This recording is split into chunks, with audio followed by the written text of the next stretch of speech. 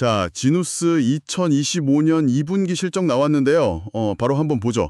여러 어려움 속에서도 꽤 괜찮은 성적표를 받은 것 같아요. 특히 매출 2,295억 원으로 작년 같은 기간보다 11.2%나 늘었어요. 글로벌 매출이 계속 이렇게 두 자릿수로 성장하고 있다는 거, 이거 진짜 긍정적인 거 아닐까요? 네, 매출 성장 자체는 분명 눈에 띄는 부분입니다. 근데 영업이익을 좀 자세히 뜯어봐야 해요. 이번 분기 영업이익이 291억 원인데 여기에는 사실 일회성으로 들어온 반덤핑 관세 환입액 이게 199억 원이나 포함돼 있거든요. 이걸 빼고 나면 실제 영업이익은 한 92억 원, 영업이익률로 따지면 4% 정도예요. 직전 1분기보다도 오히려 0.3%포인트 낮아진 수치죠. 그러니까 겉으로 보이는 거랑 속사정은 좀 다르다는 겁니다. 아, 그 환입 효과. 네, 그걸 빼고 봐야 한다는 말씀이시군요. 알겠습니다. 하지만 그걸 감안하더라도 매출 총이익률 자체는 엄청 좋아졌어요. 34%면 작년 동기 대비 무려 8%포인트나 높아진 거거든요. 이건 작년에 그 사업 구조 개편했던 효과가 이제 정말 나타나고 있다는 증거 아닐까요? 덕분에 재무 상태도 훨씬 탄탄해졌고요. 부채 비율은 20%포인트 넘게, 차입금 비율도 10%포인트나 떨어졌어요. 네, 구조 개편 효과는 분명히 있죠. 원가 절감 노력은 인정합니다. 그건 긍정적인데 동시에 비용이 늘어난 부분도 좀 봐야 해요. 예를 들어서 한국 시장에서 이제 직접 판매, 직영화로 바꾸면서 광고비가 꽤 늘었고요. 또 이제 곧 가동될 캄보디아 공장 있잖아요. 그거 준비하면서 물류비 부담도 좀 커졌어요. 이런 비용 증가가 수익성 개선 효과를 좀 깎아먹고 있는 거죠. 공장 가동률도 보면 80% 후반대로 직전 분기보다는 살짝 떨어졌어요. 뭐 회사에서는 미리 재고 조절한 거라고는 하지만 가동률 하락은 아무래도 좀 신경 쓰이는 부분이죠. 그래도 역시 지누스는 매트리스죠. 핵심인 매트리스 부문은 작년 동기 대비 매출이 17.3%나 뛰었어요. 이건 정말 대단한 것 같아요. 2024년에 그 스몰팍스 같이 새로운 제품도 내놓고 또 미국으로 가는 매트리스 반덤핑 관세도 0% 받았잖아요. 이렇게 어려운 환경 속에서도 기본 체력을 잘 다져온 결과라고 봐야죠. 위기 대응 능력이 좋다는 뜻 아닐까요? 매트리스는 뭐 지누스의 확실한 캐시카우니까요. 그건 맞습니다. 그런데 다른 한 축, 그러니까 침대 프레임이나 소파 같은 비매트리스 부문은 지난 3년 동안 계속 매출이 줄었어요. 역성장했다는 거죠. 이 부진의 고리를 과연 쉽게 끊어낼 수 있을지 이건 좀 지켜봐야 할 문제입니다. 한쪽 날개가 계속 약하면 높이 날기 어렵잖아요. 비매트리스 부진은 좀 아쉽네요. 자, 그럼 가장 중요한 이슈 중 하나죠. 관세 문제랑 신규 공전 얘기를 해보죠. 여기서는 좋은 소식이 있어요. 인도네시아에서 만들어서 미국으로 보내는 매트리스 있잖아요. 거기에 붙던 상호 관세가 기존 32%에서 19%로 확 낮아졌어요. 아까 말한 반덤핑 관세 0%까지 생각하면 이건 뭐 업계에서 거의 제일 낮은 수준의 관세율이라 가격 경쟁력에서 정말 유리해진 거죠. 네, 매트리스 관세 인하는 분명히 좋은 소식입니다.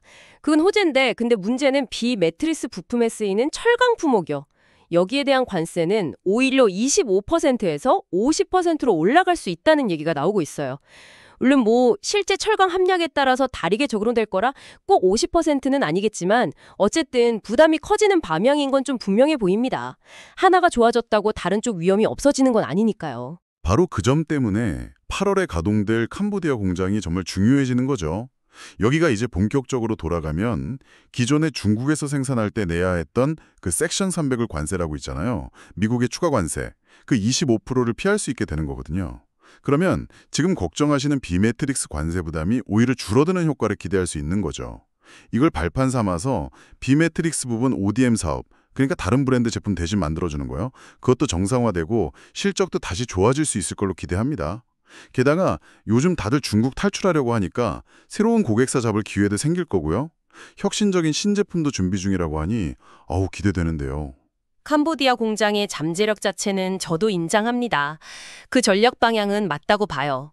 그런데 공장이 8월에 딱 문을 연다고 해서 바로 다음 날부터 100% 성능이 나오는 건 아니잖아요, 현실적으로. 보통 새 공장이 안정화되고 직원들 숙련도 올라오려면 최소 서너 달, 길게는 6개월도 걸려요.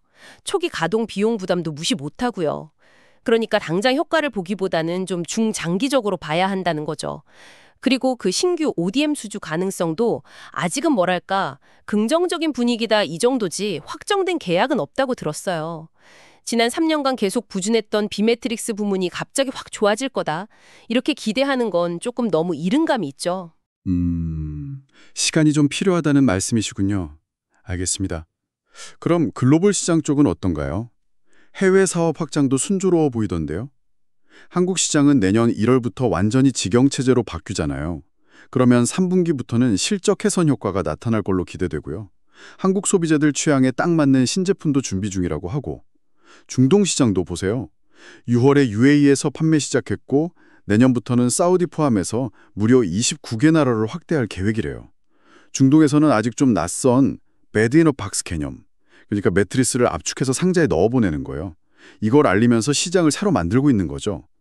멕시코나 칠레 같은 중남미에서도 잘 성장하고 있고요. 결국 미국에서 성공한 게 다른 나라로 퍼져나가는 발판이 되는 것 같아요. 시행착오를 극복하는 데 시간이 좀 더 걸릴 수 있다는 거죠.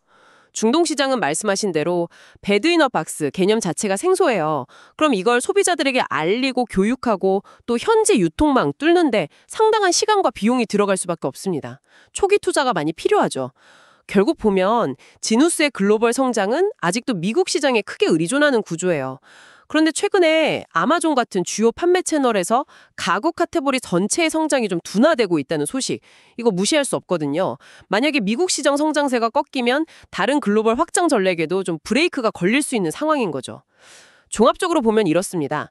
지누스가 지난 몇 년간 뭐랄까 관세 전쟁이나 공급망 재편 같은 큰 파도 속에서 캄보디아 공장 새로 짓고 내부적으로 비용 줄이면서 위기에 잘 대응해 온 건 맞아요. 버텨낸 거죠. 이제는 혁신 제품 내놓고 새로운 시장 뚫어서 다시 한번 도약하려고 하는 시점인데요. 시청자 여러분께서 앞으로 좀 주목해서 보셔야 할 포인트는 이거 같습니다. 과연 지누스가 이런 위기 극복 노력을 발판 삼아서 투자자들이 기대하는 그런 고성장 기업의 모습을 다시 보여줄 수 있을 것인가? 아니면 여전히 남아있는 여러 거시경제 불확실성이나 신규 공장 가동, 신시장 개척 과정에서의 여러 실행 리스크들, 이런 것들이 결국 성장의 발목을 잡게 될 것인가? 그 갈림길에서 지누스가 앞으로 어떤 방향으로 나아갈지 이걸 계속 지켜보는 것이 중요해 보입니다.